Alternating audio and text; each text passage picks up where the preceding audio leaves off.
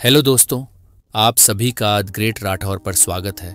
आज हम बात करने वाले हैं कि आपका दिमाग हर दिन हजारों फैसले लेता है, लेकिन क्या आपने कभी सोचा है उनमें से कितने सच में आप ले रहे होते हैं? क्या आप जानते हैं कि ज्यादातर समय आपका दिमाग सिर्फ इल्यूजन देता है कि आप सोच रहे हो, जबकि असल में वो बिना सोचे रिएक्ट कर रहा होता है। हर इंसान को लगता है कि वो लॉजिकल है, लेकिन साइंस कहती है हम में से ज्यादातर लोग लगातार इरैशनल डिसीजंस लेते हैं और खुद को इसका एहसास तक नहीं होने देते। और अगर आपने अभी तक अपने दिमाग की इस कमजोरी को समझा नहीं, तो शायद आप खुद अपनी जिंदगी के सबसे बड़े दुश्मन बन चुके हैं, क्योंकि आज की ये किताब आपके सोचने के तरीके को तोड़कर आपको वो सच दिखाएगी जो आप शायद कभी देख ही नहीं पाए। ये कोई साधारण किताब नहीं, ये एक माइंड ऑपरेशन है। थिंकिंग फास्ट एंड स्लो, एक ऐसी किताब जिसने न्यूरोसाइंस, साइकोलॉजी और डिसीजन मेकिंग की दुनिया को हिला कर रख दिया।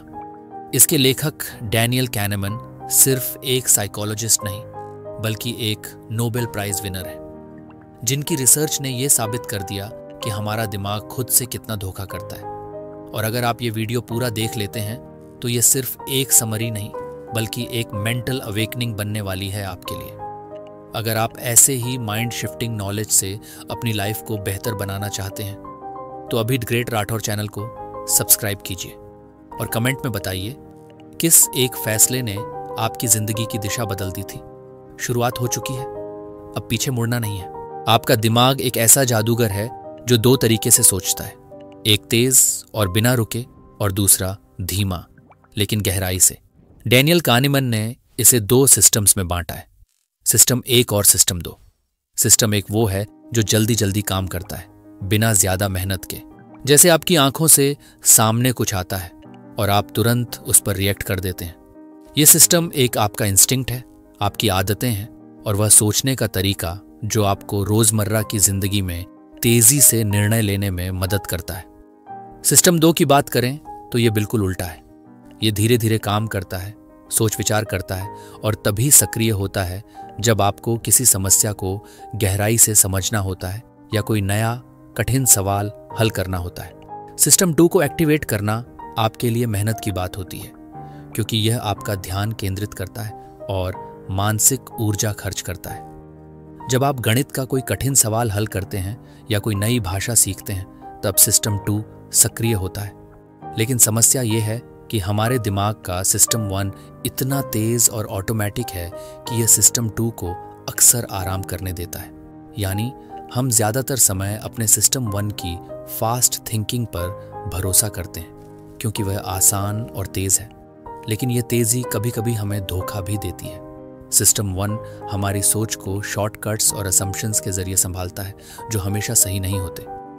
उदाहरण के तौर पर, जब आप किसी से पहली बार मिलते हैं तो आपका सिस्टम 1 तुरंत उसके चेहरे, आवाज और हाव भाव को देखकर आपके लिए एक इम्प्रेशन बना लेता है। आपको लगता है कि आपने पूरा निर्णय सोच समझ कर लिया है, लेकिन सच तो ये है कि सिस्टम 1 ने झटपट एक फैसला कर लिया है और सिस्टम 2 ने उसमें चेक छाप नहीं किया। यही वजह है कि कभी कभी हम बिना वजह ही किसी इंसान के प्रति गलत राय बना लेते हैं या जल्दी गलत फैसले कर बैठते हैं। सिस्टम 2 जब भी सक्रिय होता है तो वह सिस्टम 1 की उन गलत फहमियों और बायसेस को पकड़ने की कोशिश करता है। लेकिन सिस्टम 2 की ऊर्जा सीमित होती है, इसलिए हम इसे बार बार सक्रिय नहीं कर पाते। इसके कारण हम अक्सर जल्दी में या जब थकावट होती है, सिस्टम 1 की सोच पर ही निर्भर रहते हैं, जो कई बार हमारी गलतियां बढ़ा देता है। यहाँ एक बात और समझनी जरूरी है कि सिस्टम 1 और सिस्टम 2 बिल्कुल अलग नहीं है, बल्कि ये एक दूसरे के पूरक हैं। सिस्टम 1 हमारे दिमाग की वह तेज तर्रार मशीन है जो हमें रोजमर्रा की दुनिया में जल्दी से प्रतिक्रिया देने में मदद करती है। सिस्टम 2 वह नियंत्रक है जो जटिल चीजों को समझने और सही निर्णय लेने में मदद करता है। लेकिन सिस्टम 2 को हर वक्त सक्रिय रखना मुश्किल होता है, क्योंकि वह ज्यादा मेहनत मांगता है। कहानी में यह भी दिलचस्प है कि सिस्टम 1 हमारी सोच को इतना स्वाभाविक और सहज बना देता है कि हमें नहीं पता चलता कि हमारा दिमाग किस हद तक झूठ भी बोल सकता है। हम अक्सर सिस्टम 1 की त्वरित सोच को सच मान लेते हैं और सिस्टम 2 के द्वारा उसकी जांच नहीं करते। यही कारण है कि डैनियल कानीमन कहते हैं कि हमारा दिमाग दो अलग अलग तरीके से सोचता है और इन दोनों के बीच के टकराव और संतुलन को समझना हमारे लिए जिंदगी में बेहतर फैसले लेने का रास्ता खोलता है। तो जब भी आप कोई फैसला लें, चाहे वह छोटा हो या बड़ा, याद रखिए कि आपका सिस्टम एक पहले झटपट प्रतिक्रिया देगा, लेकिन आपकी सफलता इस बात पर निर्भर करती है कि आप सिस्टम 2 को कब और कैसे एक्टिवेट करते हैं, ताकि आप सच में सोच समझकर निर्णय ले सकें। यही सोचने का असली तरीका है जो आपको जिंदगी में आगे ले जाएगा। ये जानना जरूरी है कि आपकी सोच की यह दोहरी प्रकृति न केवल आपकी मानसिक प्रक्रिया को समझने में मदद करती है, बल्कि आपके हर निर्णय को बेहतर बनाने में भी सहायक होती है। जब आप सिस्टम 1 की तेजी को समझेंगे और सिस्टम 2 की धीमी लेकिन गहरी वाली सोच को पहचानेंगे, तब आप खुद को उन गलत फहमियों से बचा पाएंगे जो आपकी सोच को प्रभावित करती हैं। इस तरह सिस्टम 1 और सिस्टम 2 की कहानी आपके दिमाग के काम करने के तरीके का आधार है, और इसे समझना आपके लिए सबसे पहला और सबसे महत्वपूर्ण कदम है अपने सोचने के तरीके को सुधारने और बेहतर निर्णय लेने के लिए। हमारा दिमाग हमेशा सक्रिय रहता है, लेकिन हर समय हर चीज पर पूरा ध्यान देना संभव नहीं होता।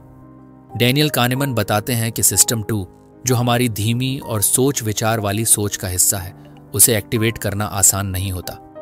इसका मतलब है कि जब भी हमें किसी काम में गहराई से सोचने की जरूरत होती है, तो सिस्टम 2 को जागरूक करना पड़ता है, और यह मेहनत और ऊर्जा मांगता है। जैसे ही कोई मुश्किल सवाल सामने आता है या हमें नई जानकारी को समझना होता है, सिस्टम 2 सक्रिय होता है। लेकिन यह प्रक्रिया इतनी आसान नहीं होती, क्योंकि सिस्टम 2 के लिए ध्यान देना एक प्रकार की मानसिक मेहनत होती है जो थकान भी पैदा कर सकती है। इसलिए हमारा दिमाग स्वाभाविक रूप से इसे कम से कम सक्रिय रखने की कोशिश करता है। इसका कारण साफ है, सिस्टम 2 का इस्तेमाल करने में जितनी ज्यादा मेहनत लगती है, लोग उससे बचना चाहते हैं। इसलिए हम अक्सर सिस्टम 1 की ओर मुड़ जाते हैं, जो तेज, सहज और ऑटोमेटिक होता है। सिस्टम 1 अपने आप काम करता है, बिना ज्यादा ऊर्जा खर्च किए। यही वजह है कि हम रोजमर्रा की जिंदगी में सिस्टम 1 पर भरोसा करते हैं, क्योंकि यह हमारा समय बचाता है और ऊर्जा की बचत करता है। लेकिन सिस्टम 1 के शॉर्टकट्स हमेशा सही नहीं होते। ये शॉर्टकट्स हमारी सोच में बायसेस और गलत फहमियां लेकर आते हैं, जिनसे हम अनजाने में गलत निर्णय ले लेते हैं। जब सिस्टम 2 को एक्टिवेट करना होता है, तो हमारे दिमाग में एक तरह की मानसिक जद्दोजहद होती है। हमें अपना ध्यान केंद्रित करना होता है, अनचाहे विचारों को रोकना होता है और लगातार मेहनत करनी होती है। इसी कारण कई बार लोग मुश्किल कामों से बचते हैं या जल्दी में गलत निर्णय ले लेते हैं, क्योंकि सिस्टम 2 को सक्रिय रखना थकाने वाला होता है। इसलिए हमारा दिमाग उस पर ज्यादा भरोसा नहीं करता। इसके अलावा कानेमन बताते हैं कि हमारे ध्यान की क्षमता सीमित होती है। हम एक समय में केवल कुछ ही चीजों पर पूरी तरह से ध्यान केंद्रित कर सकते हैं। जैसे आप जब एक कठिन गणित का सवाल हल कर रहे होते हैं, तो आपके दिमाग का सारा ध्यान उसी सवाल पर होता है। लेकिन अगर कोई आपके पास आकर बात करने लगे, तो आपका ध्यान टूट सकता है। यही कारण है कि मल्टीटास्किंग करना हमारे लिए मुश्किल होता है। सिस्टम 2 की यह लिमिटेड क्षमता यह भी समझाती है कि हम अक्सर सरल और तेज सिस्टम 1 की सोच पर निर्भर रहते हैं। इस वजह से हमारे दिमाग में हमेशा एक प्रकार का कंपटीशन होता है। सिस्टम 1 चाहता है कि हम जल्दी निर्णय लें, कम मेहनत करें और आराम महसूस करें, जबकि सिस्टम 2 चाहता है कि हम सोच समझकर निर्णय लें, मेहनत करें और सही फैसला करें। लेकिन थकावट या समय की कमी के कारण हम सिस्टम 1 के शॉर्टकट्स पर ही भरोसा कर लेते हैं। यह समझना भी जरूरी है कि सिस्टम 2 की मेहनत से हम बेहतर फैसले ले सकते हैं, लेकिन इसके लिए हमें जानबूझकर अपनी सोच को धीमा करना पड़ता है। यानी जब भी कोई महत्वपूर्ण निर्णय लेना हो या किसी समस्या का समाधान करना हो, तो हमें सिस्टम 2 को सक्रिय करना होगा, ध्यान लगाना होगा और सोचने का समय देना होगा।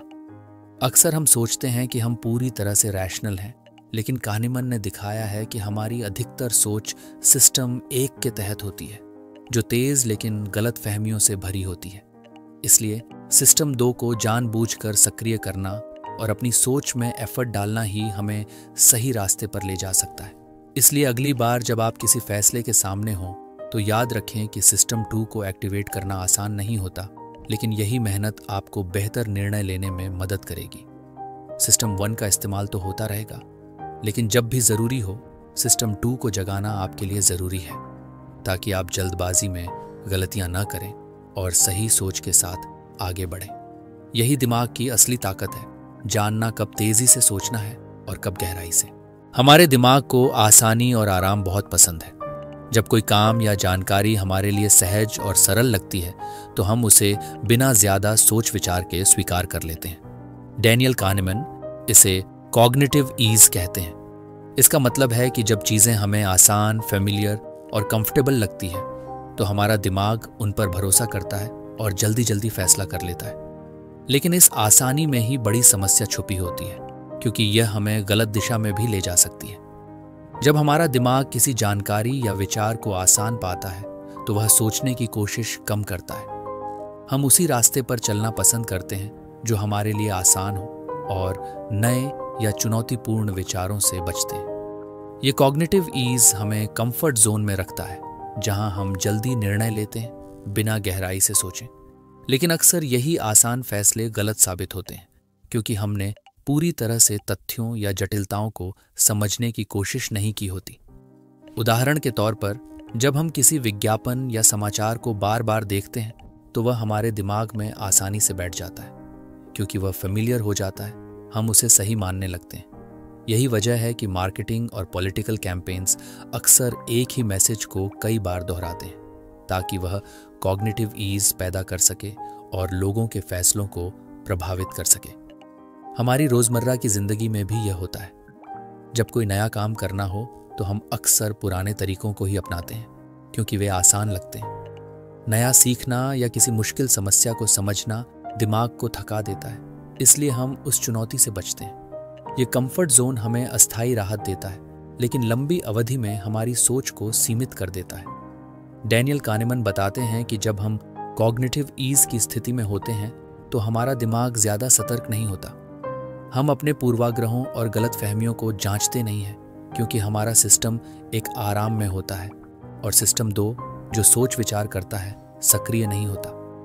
ये वही स्थिति है जहां हम झूठ या अधूरी जानकारी को सच मान लेते हैं, सिर्फ इसलिए कि वह हमें आसान और सहज लगती है। इसके उलट, जब चीजें कठिन और नई होती हैं तो हमारा दिमाग सतर्क हो जाता है। उस वक्त हमें अपनी सोच को तेज करना पड़ता है, ध्यान देना पड़ता है और सिस्टम 2 सक्रिय होता है। लेकिन लोग स्वाभाविक रूप से इस कठिनाई से बचना चाहते हैं, इसलिए आसान और फैमिलियर चीजों को चुनते हैं। यही कारण है कि गलत फैसले ज्यादा होते हैं, क्योंकि हम चुनौती से बचकर कॉग्निटिव ईज की ओर भागते हैं। यह समझना जरूरी है कि कॉग्निटिव ईज हमारी सोच का एक नेचुरल हिस्सा है, लेकिन इसे पहचान कर हम अपने फैसलों को बेहतर बना सकते हैं। जब भी कोई बात बहुत आसान लगे तो खुद से सवाल करें कि क्या यह सच में सही है या हम सिर्फ आराम की वजह से इसे स्वीकार कर रहे हैं। क्या हम पूरी जानकारी को समझे बिना निर्णय तो नहीं ले रहे। इसलिए अगली बार जब कोई फैसला करना हो तो ध्यान दें कि क्या आप कंफर्ट जोन में फंसकर जल्दी निर्णय तो नहीं कर रहे। थोड़ा रुकें, सोचें और अपने दिमाग को चुनौती दें, क्योंकि असली समझ वहीं है जहां हम आसानी की जगह मेहनत और गहराई से सोचें। कानीमन की यह बात हमें सिखाती है कि हमारे सोचने का तरीका, चाहे वह तेज हो या धीमा, हमेशा आराम और मेहनत के बीच संतुलन बनाना चाहिए। कॉग्निटिव ईज हमें आराम देता है, लेकिन बेहतर निर्णय लेने के लिए हमें कभी कभी उस आराम को छोड़कर मेहनत करनी पड़ती है। यही फर्क है सोचने वाले इंसान और सिर्फ प्रतिक्रियाशील इंसान के बीच।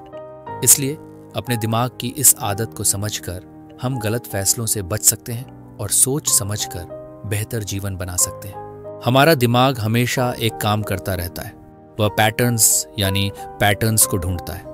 चाहे हम देख रहे हों, सुन रहे हों या सोच रहे हों, हमारा दिमाग हर समय आसपास की चीजों में पैटर्न्स पहचानने की कोशिश करता है। यह हमारे सोचने की प्रक्रिया का एक ऐसा हिस्सा है जो हमें तेजी से निर्णय लेने में मदद करता है। लेकिन यही आदत कभी कभी हमें भ्रम में भी डाल देती है। डैनियल कानेमन इस बात को बड़ी अच्छी तरह समझाते हैं कि कैसे हमारा दिमाग पैटर्न्स को इतना जोर देकर ढूंढता है कि वह असल में मौजूद नहीं होते, या वो पैटर्न्स हमें गलत दिशा में ले जाते हैं। जब हम किसी घटना को देखते हैं तो हमारा दिमाग उस घटना को समझाने के लिए कुछ कारण, कॉजेस ढूंढने लगता है। जैसे अगर अचानक बारिश हो जाती है तो हम सोचते हैं कि बादल घने थे इसलिए बारिश हुई। यह कारण प्रभाव, कॉज एंड इफेक्ट ढूंढने का तरीका हमारी सोच का एक बहुत जरूरी हिस्सा है। लेकिन कभी कभी हमारा दिमाग इस प्रक्रिया में ज्यादा उत्साहित हो जाता है और चीजों के बीच संबंध बनाता है, जबकि असल में वो संबंध नहीं होता। यही वजह है कि हमें कई बार भ्रम हो जाता है कि दो चीजें जुड़ी हुई हैं, जबकि वे सिर्फ संयोग, कोइंसिडेंस हो सकती हैं। हमारे दिमाग की यह आदत खासकर नॉर्म्स यानी नियमों और अपेक्षाओं, एक्सपेक्टेशंस से जुड़ी होती है। जब हमें कोई घटना या व्यवहार हमारी अपेक्षाओं के अनुसार दिखता है तो हमारा दिमाग इसे आसानी से स्वीकार कर लेता है। लेकिन अगर कोई घटना हमारी उम्मीदों के खिलाफ होती है तो हमें आश्चर्य, सरप्राइज होता है, और यह आश्चर्य हमारे दिमाग को और सक्रिय कर देता है कि वह उस घटना को समझने की कोशिश करे।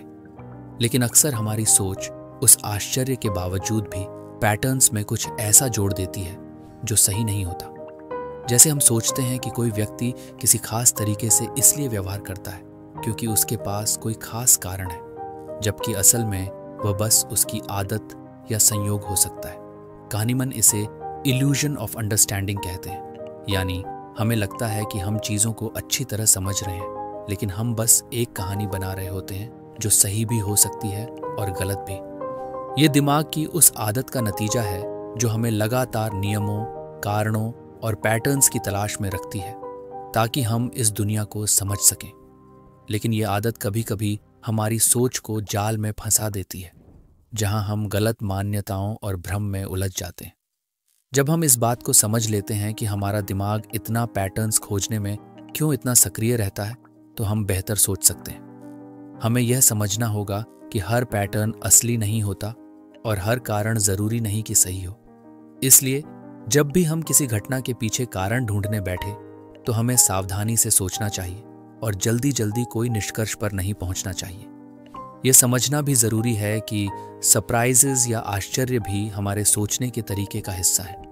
वे हमें अपने पैटर्न्स और मान्यताओं को फिर से देखने और नए नजरिए से सोचने पर मजबूर करते हैं। यही कारण है कि सरप्राइजेस कभी कभी हमारी सोच को बेहतर और सटीक बना देते हैं। तो हमारा दिमाग हमेशा पैटर्न खोजता रहेगा, कारण समझने की कोशिश करेगा और सरप्राइजेस से प्रभावित होगा।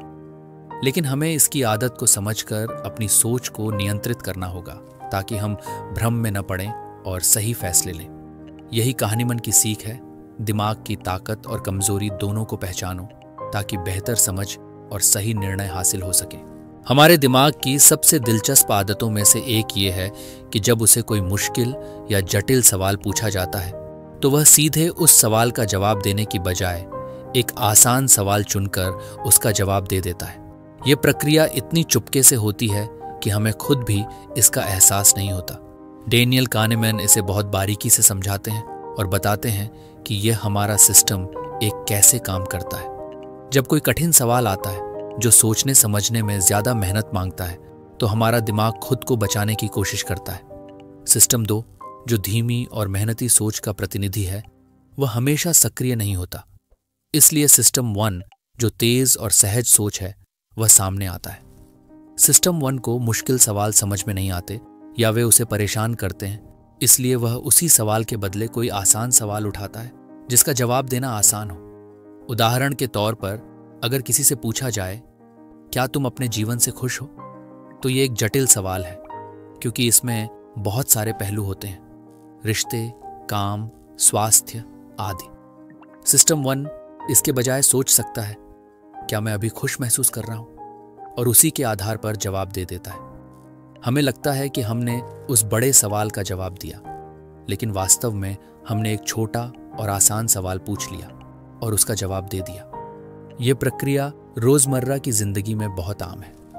जब हम कोई बड़ा फैसला लेने जाते हैं तो हम अक्सर छोटी छोटी बातों या तात्कालिक भावनाओं पर ध्यान देते हैं और उसी के आधार पर निर्णय ले लेते हैं। जैसे अगर कोई प्रोडक्ट खरीदना हो तो हम तुरंत उसकी कीमत या दिखावट पर ध्यान देते हैं बजाय उसके लंबे समय के फायदे नुकसान को सोचने के। हमारा दिमाग तुरंत जो आसान सवाल हल कर सकता है उसी को हल कर लेता है। कहानीमन कहते हैं कि यह आदत हमारे लिए आसान तो है, लेकिन खतरनाक भी हो सकती है, क्योंकि हम बड़े सवालों के जवाब लेने में असफल रहते हैं। यह हमें गलत निर्णय लेने पर मजबूर कर सकता है, क्योंकि हमने पूरी गंभीरता से सवाल को नहीं समझा। हम अपने सोचने के तरीके को लेकर खुद को धोखा दे देते हैं। यह समझना बहुत जरूरी है कि जब भी कोई मुश्किल सवाल आपके सामने आए तो आप ध्यान दें कि क्या आप उसका सही जवाब दे रहे हैं या सिर्फ कोई आसान सवाल हल कर रहे हैं। क्या आप सच में सोच रहे हैं या बस अपनी सहज सोच पर भरोसा कर रहे हैं। इस बात को समझना आपकी सोच को और बेहतर बना सकता है और आपको बेहतर निर्णय लेने में मदद कर सकता है। हमारे दिमाग की यह आदत, जिसे कहानीमन ने इतनी खूबसूरती से बताया है, हमें चेतावनी देती है कि हमें अपने सोचने के तरीकों पर हमेशा सवाल उठाना चाहिए। हमें सिस्टम 2 को सक्रिय करना चाहिए ताकि हम मुश्किल सवालों का सही जवाब दे सकें, न कि सिर्फ आसान सवालों का। इसलिए अगली बार जब आपको कोई बड़ा सवाल या चुनौतीपूर्ण समस्या मिले तो रुक कर सोचें कि क्या आप सच में उस सवाल का जवाब दे रहे हैं या सिर्फ उसके आसान संस्करण को हल कर रहे हैं। यही समझ आपकी सोच को गहरा और जीवन के फैसलों को बेहतर बनाएगी। हमारे दिमाग की ताकत और कमजोरी दोनों ही हमें रोजाना प्रभावित करती है, और एक ऐसी ही कमजोरी है जिसे डैनियल कैनेमैन ने एंचरिंग यानी लंगर प्रभाव कहा है। ये एक ऐसा चौंकाने वाला तरीका है जिससे एक बेवजह या इर्रेलेवेंट नंबर भी हमारे फैसलों को गहराई से प्रभावित कर सकता है। शायद आपको यह सुनकर हैरानी होगी, लेकिन आपका दिमाग अक्सर किसी भी संख्या या जानकारी को पकड़कर उसी के हिसाब से अपने निर्णय बना लेता है, चाहे वह संख्या उस सवाल से पूरी तरह से जुड़ी हुई ना हो। मान लीजिए कि आप बाजार में किसी चीज की कीमत तय करने जा रहे हैं और अचानक किसी ने आपसे एक बहुत बड़ा या छोटा नंबर सुना दिया। वह नंबर आपके मन में एक एंकर की तरह जम जाता है। इससे आपकी सोच प्रभावित होती है और आप उस नंबर के आसपास ही अपनी कीमत तय करने लगते हैं।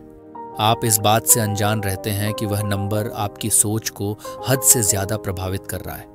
यह असर इतना गहरा होता है कि आप उस संख्या को पूरी तरह से छोड़ नहीं पाते। यह केवल कीमत या पैसे की बात नहीं है। जब भी हम कोई अनुमान लगाते हैं, चाहे वह कोई आंकड़ा हो या किसी विषय पर राय हो, हमारा दिमाग पहले मिले नंबर को एक बिंदु मानकर आगे की सोच उसी के आसपास करता है। जैसे अगर कोई पूछे कि भारत की आबादी कितनी है और आपने पहले किसी संदर्भ में 50 करोड़ सुना हो, तो आपके जवाब में भी वह संख्या कहीं ना कहीं शामिल हो सकती है, भले ही सही संख्या उससे बहुत अलग हो। एंकरिंग का असर यह भी होता है कि हम अपने फैसले जल्दी कर लेते हैं और उस शुरुआती जानकारी के आगे बढ़ने या उसे चुनौती देने की कोशिश नहीं करते। हमारी सोच उस एंकर के इर्द गिर्द घूमती रहती है। कहानीमन बताते हैं कि यह आदत सिस्टम 1 की तेज और सहज सोच की वजह से होती है, जो बिना ज्यादा मेहनत किए पहले मिलने वाली जानकारी को पकड़कर उसी पर भरोसा कर लेती है। ये बात हमारे रोजमर्रा के जीवन में बहुत महत्वपूर्ण है, क्योंकि हम अक्सर इस प्रभाव के शिकार हो जाते हैं बिना जाने। जैसे अगर कोई सेल्समैन आपको पहले एक महंगी कीमत बताए और फिर थोड़ी छूट दे, तो आप उस छूट को बेहतर समझते हैं, जबकि असल में वह कीमत शुरू से ही ज्यादा थी। हमारा दिमाग उस शुरुआती महंगे नंबर के आधार पर ही निर्णय लेता है। इसलिए कहानीमन की सलाह है कि जब भी आपको कोई महत्वपूर्ण फैसला लेना हो, खासकर जब आपको कोई संख्या या आंकड़ा दिया जाए, तो उससे प्रभावित होने से पहले थोड़ा रुकें और सोचें कि क्या वह नंबर आपके फैसले को बेवजह प्रभावित तो नहीं कर रहा। अपनी सोच को थोड़ा और सक्रिय करें, सिस्टम 2 को जागृत करें, ताकि आप बिना किसी बाहरी प्रभाव के सही निर्णय ले सकें।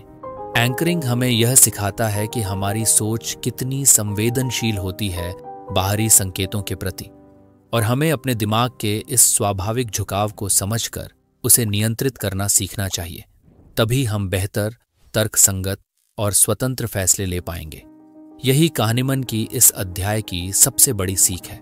हम अक्सर खुद को बहुत समझदार और जानकार समझते हैं। जब कोई घटना होती है या कोई समस्या सामने आती है, तो हम तुरंत उसे समझ लेने का दावा करते हैं। हमें लगता है कि हम पूरी कहानी जानते हैं, हमने सारी जानकारी इकट्ठी कर ली है और चीजों की वजहें भी समझ ली हैं। लेकिन डैनियल कानेमन इस सोच को एक बड़े भ्रम के रूप में बताते हैं, जिसे वह द इल्यूजन ऑफ अंडरस्टैंडिंग कहते हैं।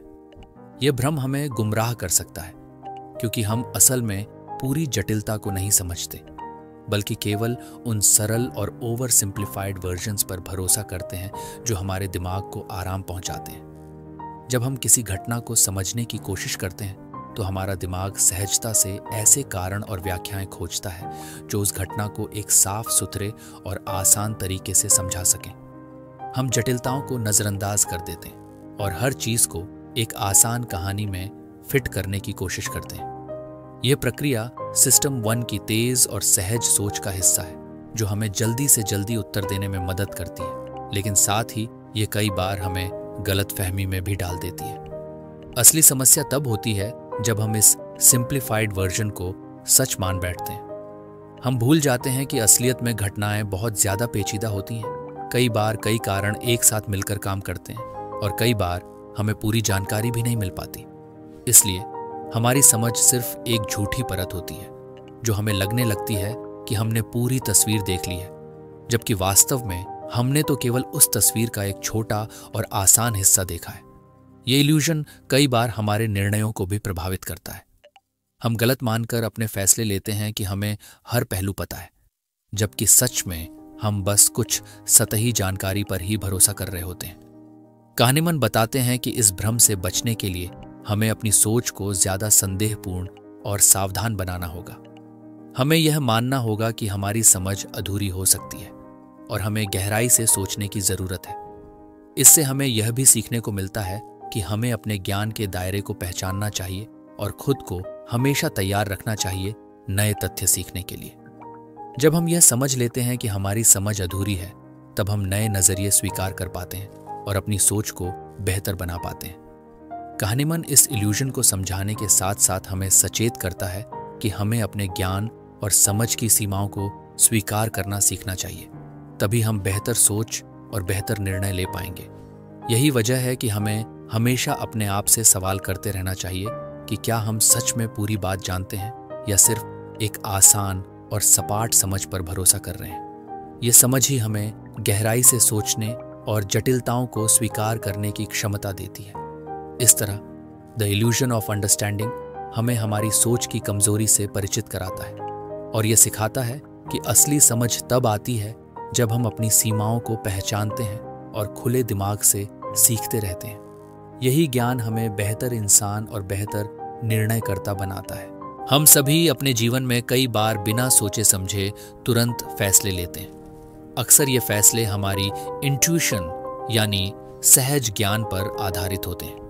डेनियल काहनेमन के अनुसार हमारा दिमाग सिस्टम 1 की तेज और ऑटोमेटिक थिंकिंग की वजह से इंस्टिंक्ट्स पर ज्यादा भरोसा करता है। हम महसूस करते हैं कि हमारी इंट्यूशन हमें सही दिशा दिखाती है, क्योंकि ये बहुत तेज होती है, हमें तुरंत जवाब देती है और हमें लगता है कि हम अपनी गट फीलिंग पर विश्वास कर सकते हैं। लेकिन यह भरोसा हमेशा सही साबित नहीं होता और कभी कभी यह हमारे लिए खतरनाक भी हो सकता है। जब हम किसी जटिल समस्या का सामना करते हैं, तब हमारा दिमाग अक्सर इंट्यूशन को प्राथमिकता देता है, क्योंकि ये आसान और तेज तरीका है। उदाहरण के लिए, एक डॉक्टर जो वर्षों का अनुभव रखता है, कभी कभी अपने अनुभव और इंस्टिंक्ट्स के आधार पर जल्दी डायग्नोसिस कर लेता है, लेकिन इसके उलट कुछ मामलों में वैज्ञानिक फार्मूले और आंकड़ों पर आधारित निर्णय ज्यादा सटीक और विश्वसनीय होते हैं। काहनेमन बताते हैं कि बहुत बार फार्मूलों या एल्गोरिदम्स का इस्तेमाल करना बेहतर होता है, क्योंकि ये इमोशन और बायस से मुक्त होते हैं। इंसान की इंट्यूशन जब सही साबित होती है तो हमें लगता है कि यह हमारे अनुभव और ज्ञान की वजह से है, लेकिन अक्सर ये इंट्यूशन हमारी बायसिस और ह्यूरिस्टिक्स यानी सोच के शॉर्टकट्स का नतीजा होती है। उदाहरण के तौर पर, हम किसी व्यक्ति के व्यवहार के आधार पर तुरंत राय बना लेते हैं, जबकि हो सकता है कि हमारा ये फर्स्ट इंप्रेशन गलत हो। इसी तरह निवेश के फैसलों में भी लोग अपनी गट फीलिंग पर ज्यादा भरोसा करते हैं, जिससे वे भारी नुकसान उठा बैठते हैं। काहनेमन ये भी बताते हैं कि फार्मूलों की तुलना में इंसानों की इंट्यूशन में कंसिस्टेंसी नहीं होती। फार्मूले एक बार सही तरीके से बनाए जाने के बाद हर बार एक जैसा परिणाम देते हैं, जबकि इंसानों के फैसले स्थिति, मूड या हाल की घटनाओं से प्रभावित हो सकते हैं। इसलिए खासकर जटिल या महत्वपूर्ण फैसलों में हमें चाहिए कि हम सिर्फ इंट्यूशन पर भरोसा न करें, बल्कि तथ्यों और आंकड़ों की मदद से निर्णय लें। हमारी सहज ज्ञान की ताकत को नकारना सही नहीं होगा, क्योंकि कई बार यह जीवन को तेज और आसान बनाता है। लेकिन kahneman हमें चेतावनी देते हैं कि हमें यह समझना होगा कि इंट्यूशन की सीमाएं क्या हैं।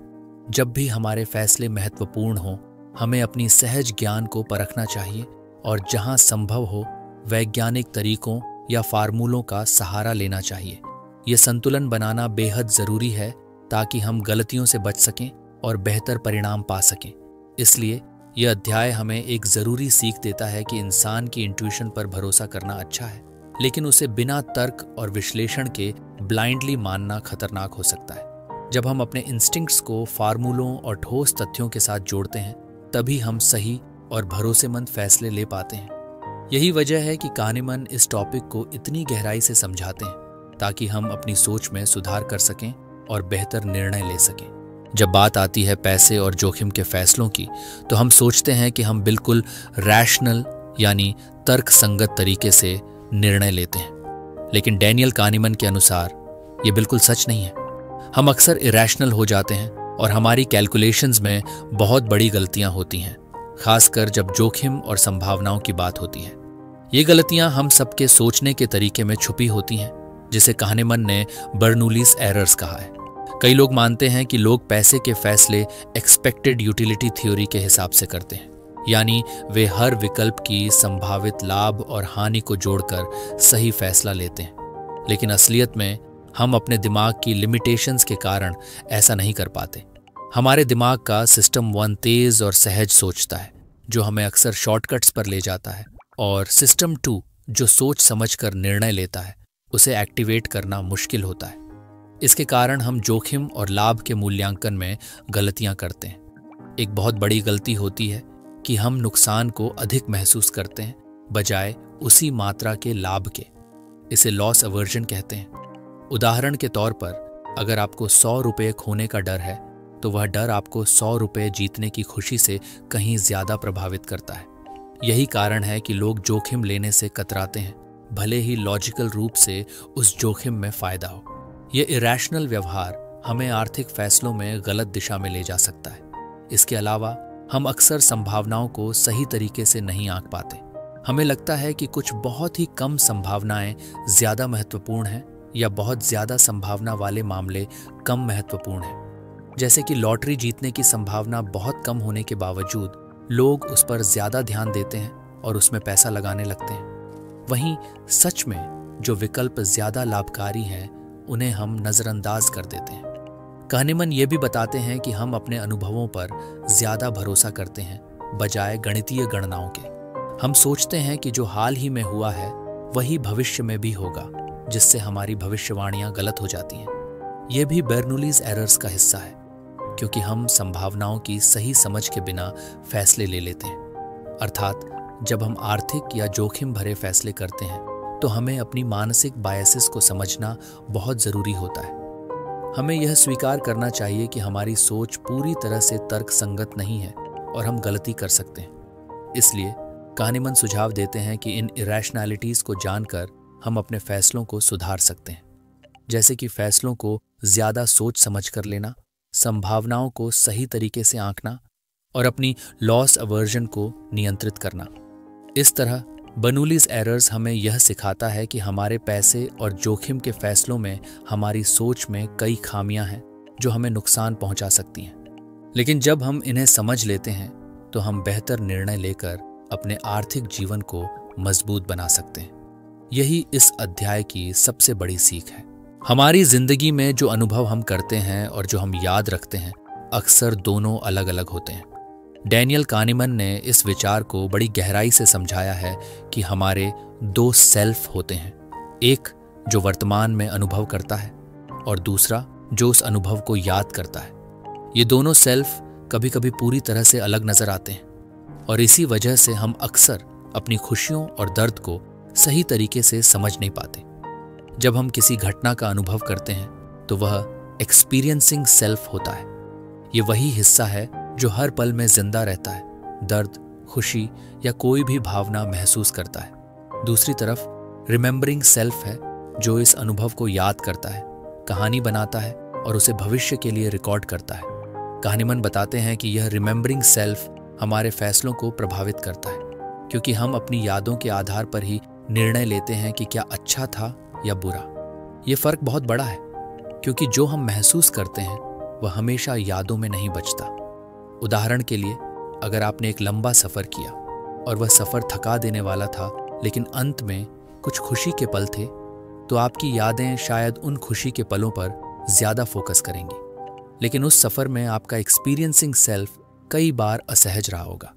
इसलिए जब आप अगले बार उस सफर के बारे में सोचेंगे तो आपकी यादें अनुभव से अलग हो सकती हैं। ये फर्क हमें हमारी खुशियों और निर्णयों को देखने का एक नया नजरिया देता है। हम अक्सर अपने रिमेंबरिंग सेल्फ के अनुसार फैसले लेते हैं, जैसे कि छुट्टियों का प्लान बनाते समय हम उन पलों को याद करते हैं जो सबसे खास थे, न कि पूरे अनुभव को। यही वजह है कि कई बार हम अपनी खुशी के लिए सही चुनाव नहीं करते, क्योंकि हम अपनी यादों के चक्कर में फंस जाते हैं। कहानीमन बताते हैं कि इस दोहरे सेल्फ का एक और नतीजा ये होता है कि हम अपने दर्द को लेकर भी गलत फैसले कर सकते हैं। उदाहरण के लिए, यदि दर्द का अंत सुखद होता है तो हम पूरे दर्द को कम गंभीर समझ सकते हैं, जबकि एक्सपीरियंसिंग सेल्फ ने दर्द का पूरा बोझ महसूस किया होगा। ये इल्यूजन हमें जीवन में कई बार भ्रमित करता है कि हमने क्या सही किया या क्या गलत। इस समझ के साथ कहानीमन हमें चेतावनी देते हैं कि जब हम अपनी खुशियों या दुखों का मूल्यांकन करें तो दोनों सेल्फ की जरूरत होती है। हमें केवल अपनी यादों पर भरोसा नहीं करना चाहिए, बल्कि जो हम वर्तमान में महसूस कर रहे हैं उसे भी महत्व देना चाहिए। ये तभी संभव है जब हम अपने अनुभवों के हर पहलू को ध्यान से समझें और यादों के प्रभाव को अलग से देखें। ये बात हमारे जीवन के हर फैसले में लागू होती है, चाहे वह करियर से जुड़ा हो, रिश्तों से या अपनी मानसिक खुशी से। जब हम समझते हैं कि हमारे दो सेल्फ अलग अलग काम करते हैं, तो हम अपनी जिंदगी को बेहतर तरीके से जी सकते हैं। हम सिर्फ यादों की परछाई पर भरोसा नहीं करेंगे, बल्कि हर पल को पूरी तरह से महसूस करना सीखेंगे। अब आप सोच रहे होंगे कि इस गहरे विचार का प्रैक्टिकल मतलब क्या है। इसका मतलब यह है कि हमें अपनी जिंदगी के हर पल को संजोना चाहिए, न कि सिर्फ खास पलों को याद रखना। हमें अपने एक्सपीरियंसिंग सेल्फ को भी उतनी ही अहमियत देनी होगी जितनी रिमेंबरिंग सेल्फ को। और जब हम निर्णय लें तो यह ध्यान में रखना होगा कि हम केवल अपनी यादों पर भरोसा न करें, बल्कि अपनी वर्तमान भावनाओं को भी समझें। अगर आप अपनी जिंदगी में सचमुच खुशी और संतोष चाहते हैं तो इस बात को समझना बेहद जरूरी है। डेनियल कानीमन की यह सीख आपको अपनी सोच के उस स्तर पर ले जाती है जहां से आप अपनी खुशी को गहराई से महसूस कर सकते हैं और अपने फैसलों को ज्यादा सही दिशा दे सकते हैं। अगर आपको यह समझ पसंद आई हो तो हमारे चैनल द ग्रेट राठौर को सब्सक्राइब जरूर करें, ताकि आपको ऐसी और भी ज्ञानवर्धक बातें मिलती रहें। नीचे कमेंट में बताएं कि आपके जीवन में आपका कौन सा सेल्फ ज्यादा प्रभावी है, आपका एक्सपीरियंसिंग सेल्फ या रिमेंबरिंग सेल्फ। आपकी राय जानना हमारे लिए बहुत महत्वपूर्ण है। इस वीडियो को लाइक करें और शेयर करना न भूलें, ताकि ये जानकारी और लोगों तक पहुंच सके। आपकी जिंदगी में सोच की ये नई समझ जरूर बदलाव लाएगी, और यही कहानीमन की सबसे बड़ी और अनमोल देन है। धन्यवाद।